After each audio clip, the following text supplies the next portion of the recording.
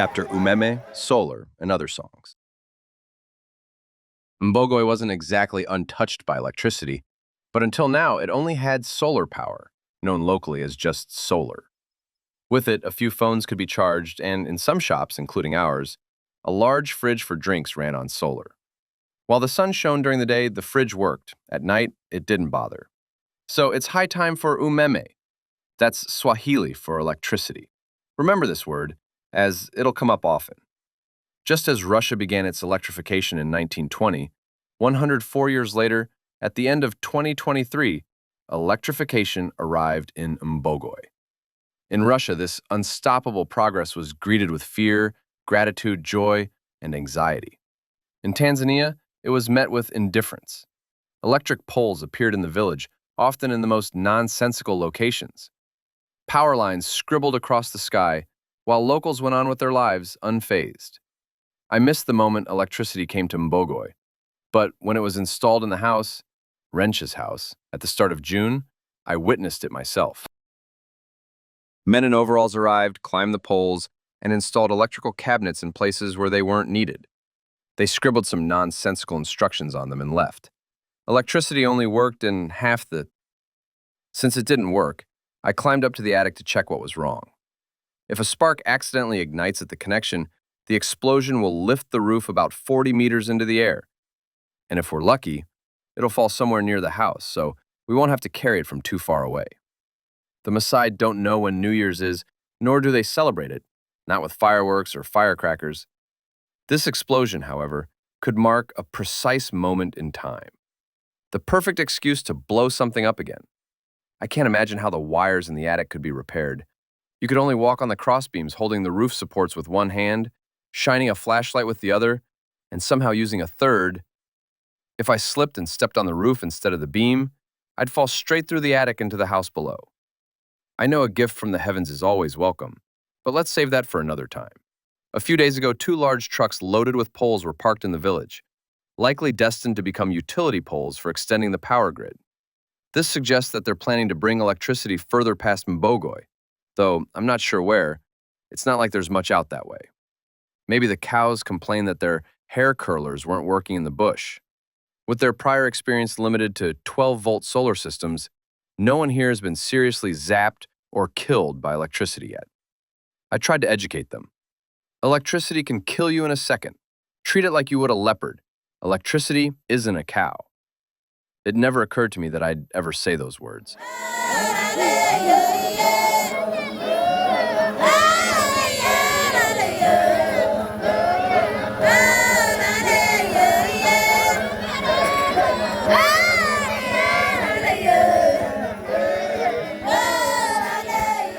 Right after electricity was introduced, our shop began to fill with mobile phones plugged into chargers, though these were just fleeting brushes with Umeme. The first notable step of progress arriving at our house was transferring the fridge from Alois. Alois, ever the pioneer, conqueror of unknown lands, and local avant-garde, was among the first to get electricity. The fridge was used to freeze meats sold in the restaurant. True to tradition, the power was unreliable, and the meat in Alois' freezer sometimes defrosted. The freezer reeked from 100 meters away, like a rendering plant. All the Maasai insisted it didn't smell, claiming that's just how proper meat should smell. But let's not discuss it any further. I can still smell it now. Alongside worldly pleasures like the fridge, Umeme also brought a new addition to our home, a 2-burner electric stove. After some initial cautious poking to check if it heated when turned on and stayed cool when off, we moved on to other questions. Why didn't it heat when plugged in but switched off? Or when switched on but unplugged? After these entertaining experiments, we finally realized the stove was meant for making tea. You might think it's a trivial matter, but brewing tea in the era of progress demanded true concentration and dedication. Since the electricity often failed, the shift from a small Jiko stove to an electric burner had disastrous effects on our hydration habits. Despite this, I believe that if Edison had seen it, he would have cried tears of joy. Since they had no respect for electricity and didn't believe it could actually kill them, I came up with an educational aid. We'd create a lake near Mbogoi, stock it with electric eels, and send the locals for a swim. I figured that direct contact with reality and a few days of tingling limbs would etch a permanent mnemonic. But as usual, it all remained in the realm of fantasy. Since my protective instincts know no bounds, I decided to install a socket on Allergies' wall. I also added a plug to the welding machine to ensure everyone survived the introduction of electricity. Armed with a screwdriver, pliers, duct tape, and some connectors, I set off to Allergies' place with the courage of a young lion, a bold gaze, and a vision of a brighter future. After all, who better than me? The Mzungu Umeme Fundi, white guy, electrical expert. 4 hours later, the hooks were still dangling on their hooks. The welding machine hummed cheerfully. The surrounding Maasai watched my failure with eyes full of pity. And yes, they were all there.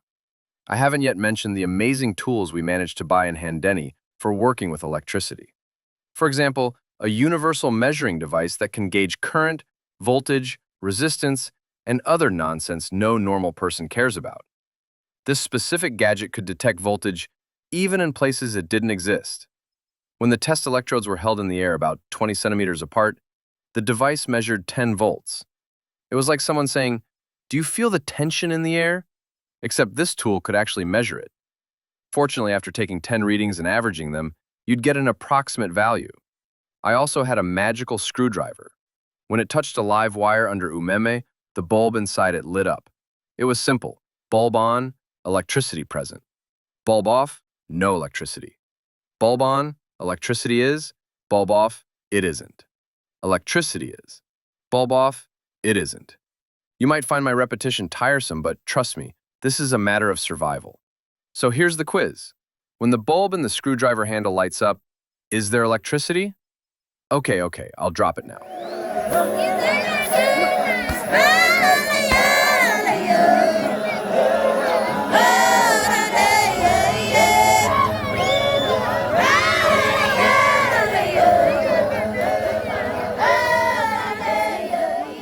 When electricity was introduced into the house, men in overalls and safety helmets arrived. They're equipped with big, vibrant tools. They installed a gray box on the house pole, meant to remotely manage electricity. This box allowed the power company to issue commands to turn electricity on or off remotely. In practice, however, this remote control system proved rather chaotic, as entire branches of wires were cut off regardless of whether payments had been made. But no one minded. It quickly became part of everyday life. They also provided us with a small white box, which could connect remotely to the larger gray box. By entering numerical codes, it would display how much electricity we had left, how much we'd used, the voltage, and other equally irrelevant details. There's a funny story tied to this. Since most consumers couldn't read, when the electricity was out for more than a day, everyone assumed their balance was unpaid and rushed to settle it. A queue formed at the wooden shack that managed all cashless transactions. Anyone, anywhere, anytime, for anything. A sight never before witnessed. One gray box didn't go without its own amusing story. Just as they mounted a gray box on the house, they installed one on the restaurant as well, since Rensha planned to have electricity there too. She struck a deal with a wise-looking fundi in overalls and a helmet to install a fuse box for the restaurant. He promised to come back and do the job. He was never seen again. The next part of the tale was even more suspenseful. About a month and a half later, 2 Swahili men appeared, without helmets or overalls, dressed casually. Judging their sharpness under the midday sun was no easy task. Their claim was that the box served no purpose. Note, of course, it wasn't being used. There was no fuse box connected to it. They planned to dismantle and remove it, reasoning that it was unnecessary. Sekonoi, ever the shrewd and worldly wise Maasai, didn't trust them. So they all headed beyond the village to where there was mobile signal. The 2 Swahili men called someone, handed the phone to Sekonoi, and a voice on the other end said, "Yes, they can dismantle and take the box. Move over science, particle accelerators, and DNA testing. A phone call is the gold standard for proof." After some yelling and debating, they reached a compromise. The box would be dismantled but left in the house to prevent theft. The trustworthy voice on the phone would come pick it up in person. The best part of the whole operation? When the gray box was removed from the restaurant, they left the bare wires sticking out. These wires provided free electricity. When they finally got Umeme electricity, I came up with a brilliant idea. The Maasai chants sung by the men, Susame Umba Umba Hamba Hamba, are filled with obscure, outdated, and backward words. So I suggested to Sekanoi that they start singing Umeme Umeme Umeme instead. A celebration of progress, of course. He claimed it was silly and assured me it would never catch on. But about 2 weeks later, I spotted a Maasai standing in the classic singing stance, shrugging his shoulders in that rhythmic way they do, while I'm the only Mzungu Maasai lyricist.